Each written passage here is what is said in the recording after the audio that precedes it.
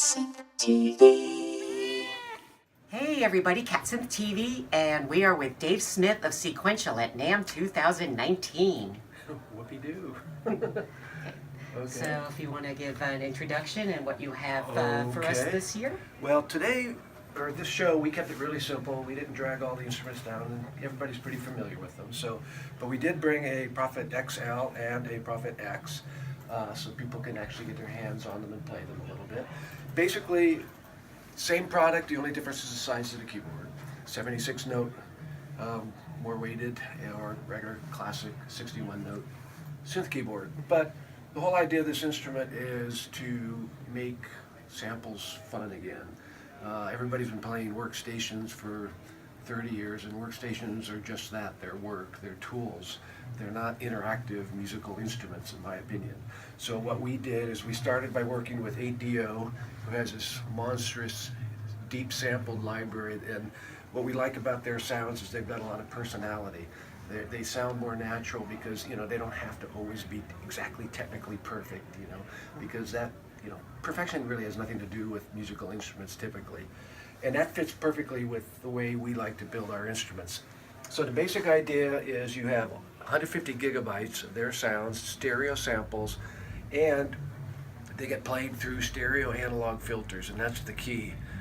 I call it cheating because it just makes everything work really well. It just gives, and when you play it, when you listen to it, you can actually hear that. You don't say, oh, there's a filter in there, but there's something about the filters, analog filters, that make digital sound better.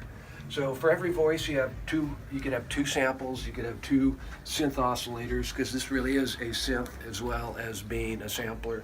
And so, you know,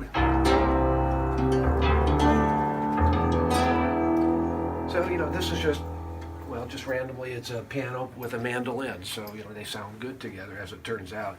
But since it's a synth, if I want to, I could do something like I could introduce a sine wave.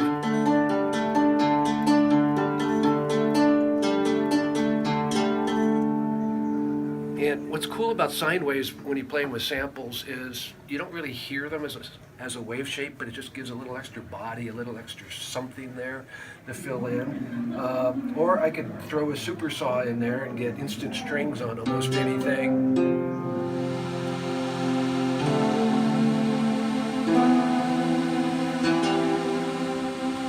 And of course you always have the filter.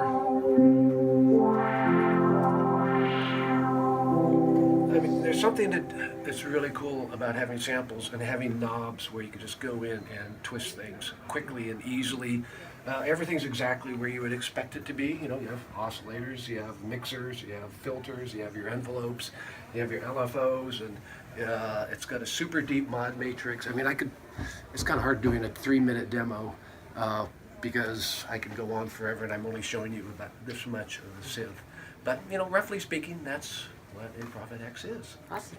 So I have one more sort of open-ended question. Okay. So I have a Prophet 12, Okay. which I adore. Awesome. And I also have an Evolver, one of the original ones, going way, way back. So kind of thinking about the word Evolver and about the name change to Sequential. What has evolved over since that time? We got the name back graciously from Yamaha about 4 years ago, the sequential name, and we immediately put it on the Prophet 6. And then we decided to make the Prophet X a sequential product, and then last summer I was realizing, well, you know, it's a good time to change the name. There's a number of reasons. I mean, when I first started the company, you know, I didn't know what I was going to do. There was no plans. I just built the Evolver, and so Dave Smith Instruments, sure. But the name was always too long. I never really liked it. The logo's horrible. I mean, everything about it was wrong. And then you get stuck with the name, so you just keep going year after year after year after year, and at some point you go, you know, we really need to get rid of it. And fortunately, we have this perfect name with 45 years of legacy and history behind it, and it's our name. So, well, why don't we switch? The other reason was, you know, when the company first started, it was just me for 5 years.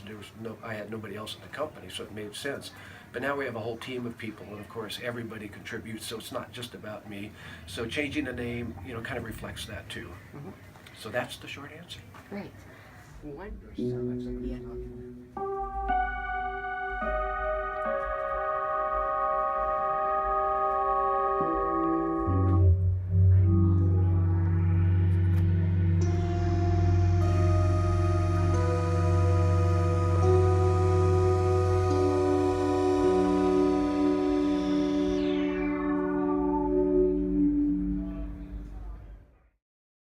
For more about Sequential, please visit their website.